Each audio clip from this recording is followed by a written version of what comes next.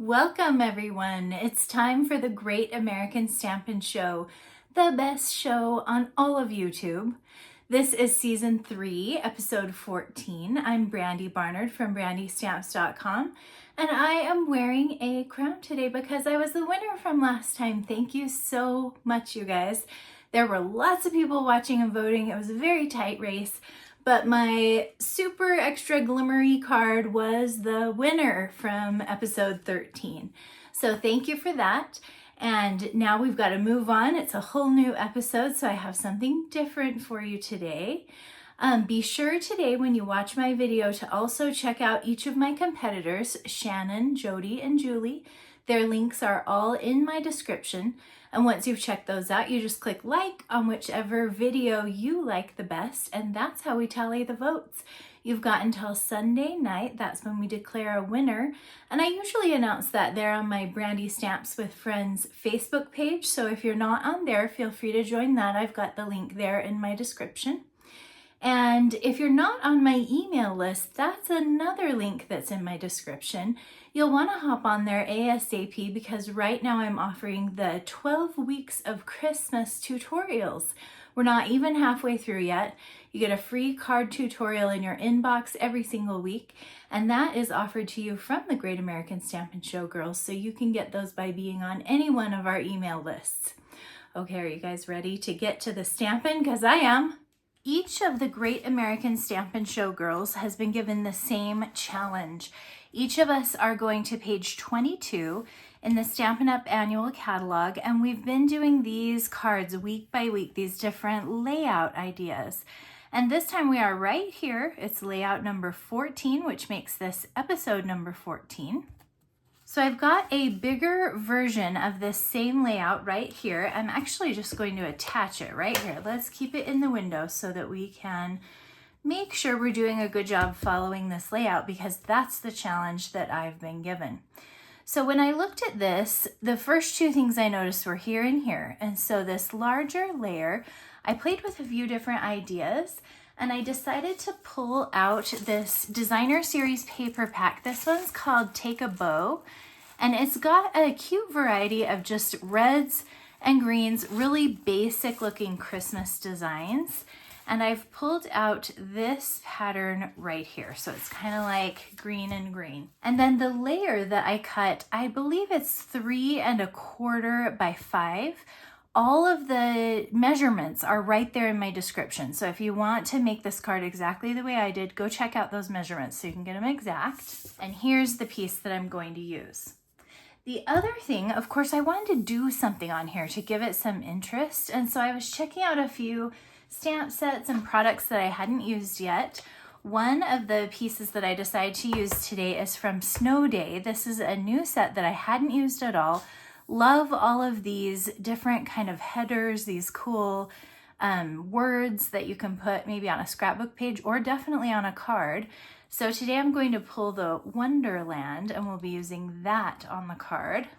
I also pulled out decorative trees. This one is in our current mini catalog, and I was most interested actually in the dies. This is what they look like. So there's these coordinating dies that go with the stamp set. And there are these two pieces as well, which are the two that I decided to use. So there's this smaller tree with kind of swirls and this larger tree with all the pretty snowflakes. So I'll be using those two. And then I also used a few pieces. We'll use this little star. We'll use this Very Merry Christmas, and we'll get a beautiful card going for you. So for these, I tried cutting these out of our Glimmer paper. These two pieces of Glimmer paper are from the festive Glimmer paper pack that's currently available in our holiday mini catalog from Stampin' Up. All of the products I'm using are linked in my description, and so you can go ahead and shop right from there from me if you want to. And there are a couple different ways you might do this. I attached our adhesive sheets to the back of this so that I could die cut it.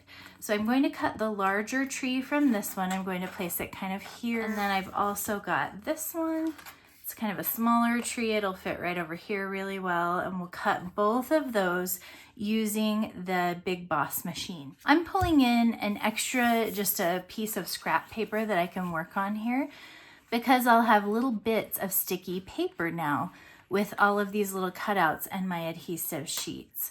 So I rolled this through a few times. It still has a hard time cutting all the way through. So this isn't just falling right out.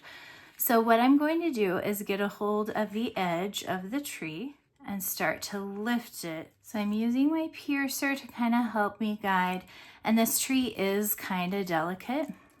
And this is nice because it left a lot of the sticky spaces of the Glimmer paper behind right here on the sheet. I'll knock some of the rest of these out with my piercer and let them stick right to this scrap paper that I had. So we've got that one out. Let's go ahead and set it aside up here. And now we'll work on this other one. An alternative way to do this, I made this card a few different times just to get a feel for how I wanted to show you guys. Another way that you might do this is you can just cut it with Glimmer paper without the adhesive sheets on the back, but then you have to, and it won't like be wonky like this. You won't have any bent paper or anything, but then you have to glue on an item that is extremely skinny and delicate onto your card. So to do that problem, then I used a toothpick and some liquid glue and just got little bits of adhesive on there. So either one of those ways is worth it and will do the job. Okay, I think we've got both of our trees ready now. So I'll put this one kind of toward the bottom. I'm going to let this one kind of branch on this side go off the edge just a little because that'll just kind of bleed onto our card base. Now we'll bring this one over right about here. Again, I'm letting a little part of it hang off the edge of this layer. There will be more to the card where it can bleed onto. And so these end up having quite a subtle look because they're just tone on tone. This paper has darker and lighter green in it. We've got a darker and a lighter green tree, but we will really, when you kind of hold that and tilt it, you definitely get the effect of that glimmer. This is my soft seafoam ink pad and the little kind of smattering of stars stamp that I had shown you guys from the Christmas tree stamp set. So I'll do a couple up there. Just kind of 1, 2, 3 areas with the stars on them. And then while I have that out, I'm going to grab a piece for the inside as well. Here's our garden green ink, and this stamp is in the set. It says, "May your days be merry." So we'll just tuck that right along this bottom edge so when they open up their card, they have a little message there. And we'll throw a few stars near that too. Okay, let's go back to our card base. This one will attach on the inside of the card. So we'll seal plus on both sides, just like that. And this one has a very tiny edge. I was trying to follow the card pattern and it definitely showed a layer here around the edge, but I didn't want to have too much of the brown, so I made it quite a small layer.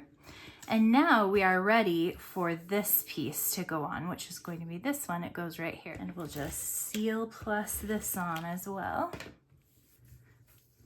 Okay, we can flip to the back and give it lots of pressure. That'll help stick all of our little adhesive backing down so those trees don't try to go wandering. Those corners can even stick.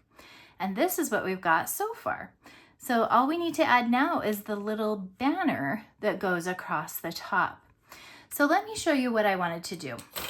We have this die. This is from the Stylish Shapes dies that would cut almost this exact same shape. So I was excited about that. Here is what the die looks like when you cut it out. So it would have been just right here. But I was displeased with the length. I was wishing it could go just a little bit longer. So I'm going to show you a little trick how you can elongate this die and cut a piece that's a little longer than the original. The first thing we're going to do is start with a piece of early espresso cardstock and lay the die down here. I've got my plates here for my Baby Boss machine, so I'm going to lay this sandwich down. I've got my light gray plate first, that's how I like to use it, and then the clear plate. And when I lay this down in the middle of my sandwich, I'm going to leave this part hanging right off the edge. It's like, imagine if you're making a sandwich, but there's a piece of bacon that just like is hanging out the side.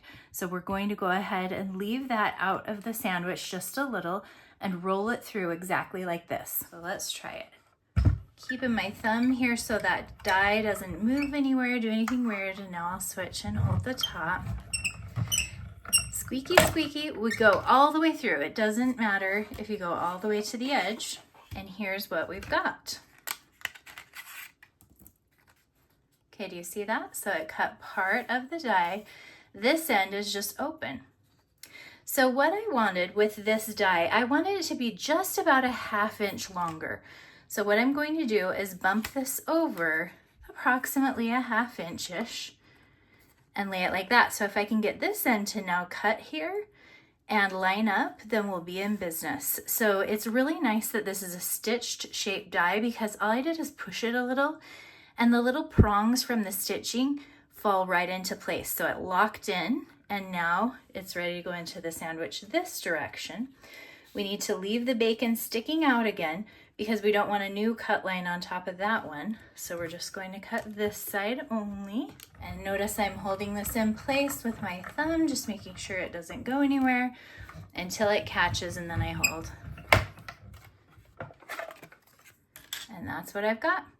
So it's a die exactly like this one, only it's just approximately a 1/2 inch longer.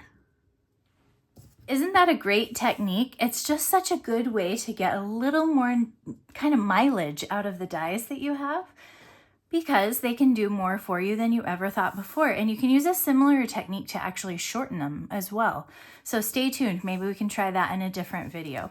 So let's compare now the aesthetic that we get with this banner versus this banner. Do you see what I mean? How I just wanted something that would kind of come to that edge. It gives it more of a finished feel. Okay, I'm stamping the Wonderland in Versamark ink because you guessed it, I'm going to emboss. I'm just making sure I've got a similar space on each end, and I want the word a little lower on the die, not centered. So there we go. Next is our white embossing powder, and we're ready to heat it. And I always hold things up while I emboss them rather than laying them on my tabletop because it allows me to see the light shining on it and I can tell better exactly when the powder has melted. I want it to melt completely but not over melt so that I get that full shininess. Now I've just got a little scrap of white paper where I'm stamping a Very Merry Christmas in my garden green ink. I'm trimming out the word Christmas just with my paper snips, just kind of going around it in a little rectangle. Okay, now I want it to glue just kind of right above the word Wonderland. It'll hang off of this banner just a little, so I won't put adhesive all over the back. I'm going to stick with putting just a row of dots along the bottom. So our result will be Christmas Wonderland. To follow the card template, this just needs to kind of go across the front right up here. I wanted this banner to wave instead of just sitting straight, so I'm going to take my bone folder and I'm putting my thumb behind there and just letting this end flip up just a little. Same on this side. Nothing extreme, but a little bit of a flip. And then I'll go on the other side, right about in the center, and flip it the other way. So it kind of goes up, down, like that. Now when I attach this to my card, I'm going to use Stampin' Dimensionals, and I'll focus on putting those on the little down slumps that are going to touch onto my card. So I waved it a lot, and now when I press it down, I'll press it a lot, but when it goes into the envelope, it'll kind of allow it to settle down a little bit. But we definitely get that kind of banner look from this. And now I'm going to pull in these snowflakes. These are kind of an older online exclusive item, so don't forget about these. They're very cute. They're self-adhesive snowflakes. They come in gold, copper, and white. And I'm going to just use a few of the white ones right here on my greeting. So let's put one kind of middle-sized one on that side. And then we'll do a couple over here.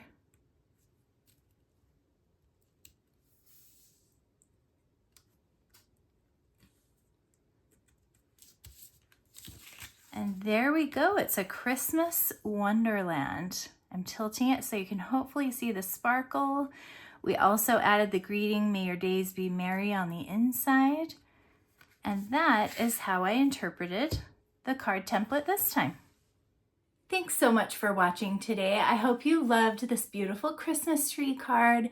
If it's your favorite, just give it the like right here on YouTube. Make sure you're subscribed to my channel so that you don't miss a single crafty video. And I will see you back here next time. Bye!